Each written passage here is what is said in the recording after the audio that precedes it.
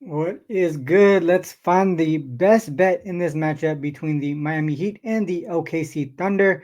I'm Ronald Kabang from wagertalk.com and themoneyballer.com.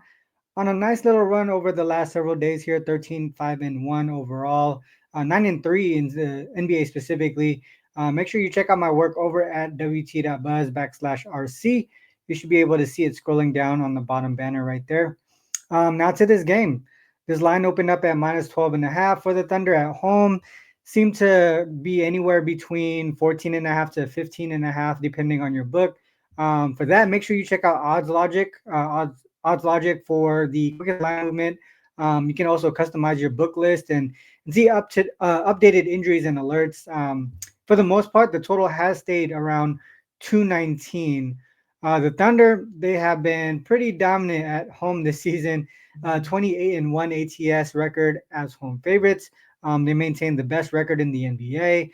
They come into this matchup riding a nice 6 game winning streak, and the last win against the Pelicans 137-101, so dominant victory there. The Miami Heat on their side, they're on a slump right now, dropping 4 of their last 6, including that 85-point performance in a blowout loss to the Celtics. Miami's offense, they've been pretty stagnant recently, and with Tyler Harrell questionable, their scoring concerns kind of, to me, remain sort of a major issue, especially against a Thunder team that ranks first in the NBA in both opponent points per game at 104.8, and then point differential at plus 13.4. Um, One of the major factors in this game is, for me, Miami's obviously documented struggles on the first leg of back-to-back games this season. The 2-7 ATS spot, 7-2 to the over. With that combined, that tells me their defense really takes a major hit in this spot when they're playing in a quick turnaround. On the other side, the Thunder, they've been great when laying double digits, covering 14 of the last 21 games as double digit favorites, with an average full game margin in those games plus 19.9 points per game. But there's, to me, a small concern in this spot here, because if you look at Thunder as double digit favorites on the first leg of back to back games, they are just 2 and 3 ATS in those situations. So there could be some late game letdown potential there. So I dove into it a little bit more in that angle, and I think the best bet potentially in this matchup would be the Thunder in the third quarter. So when they're favored by double digits in the first leg of back-to-back games, I mentioned they're 2 and 3 ATS in the full game, but that third quarter margin plus 10.2 points per game. So they come out strong after halftime adjustments. When they are double-digit favorites at home, in general, their third quarter margin remains solid at plus 6.1. So still a lot better than the -4 that it's currently at right now. So it's a clear indicator to me that the Thunder, they tend to extend leads in that third quarter in games like this. Um, so I would look towards that direction. Another edge for the Thunder comes in that turnover battle. OKC ranks fifth in turnover rate, third in turnover rate allowed over the last 10 games. That means they take care of the ball and they force opponents into mistakes. On the opposite side, if you look at the last 10 games for the Heat, 27th in turnover rate, 27th in turnover rate allowed.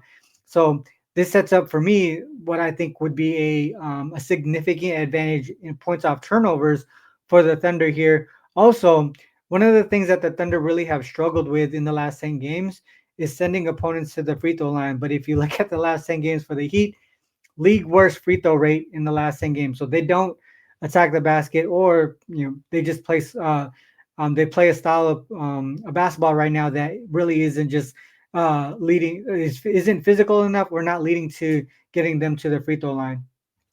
So for me, I feel like the full game spread at the open number was pretty solid, but obviously you're missing a couple points here of value. So while I still lean towards the Thunder in the full game, I think the Thunder can really capitalize on the defensive side of the ball and halftime adjustments against a Miami team that has been struggling offensively. So I think that third quarter -4 might be the strongest angle based on OKC's post halftime trends.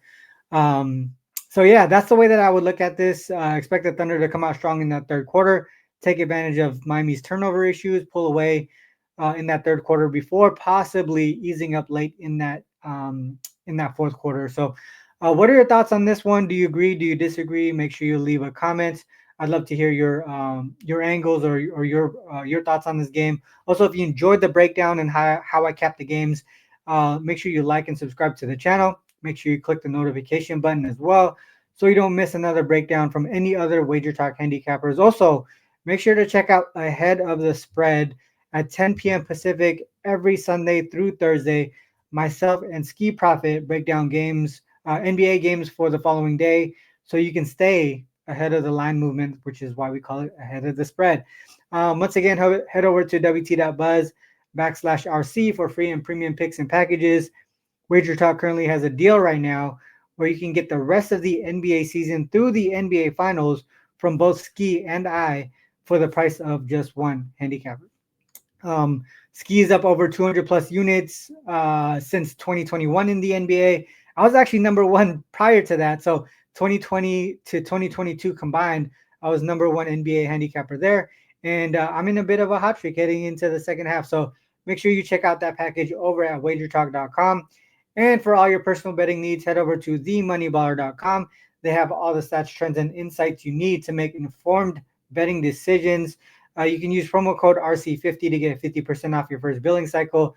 TheMoneyBaller.com is my main source for handicapping. It's a big reason why I've had a successful NBA betting career, NFL season, the last few seasons, WNBA, number one WNBA handicapper all time over at Wager Talk, the best 5% better at Wager Talk in my overall. It's like, let me say that again.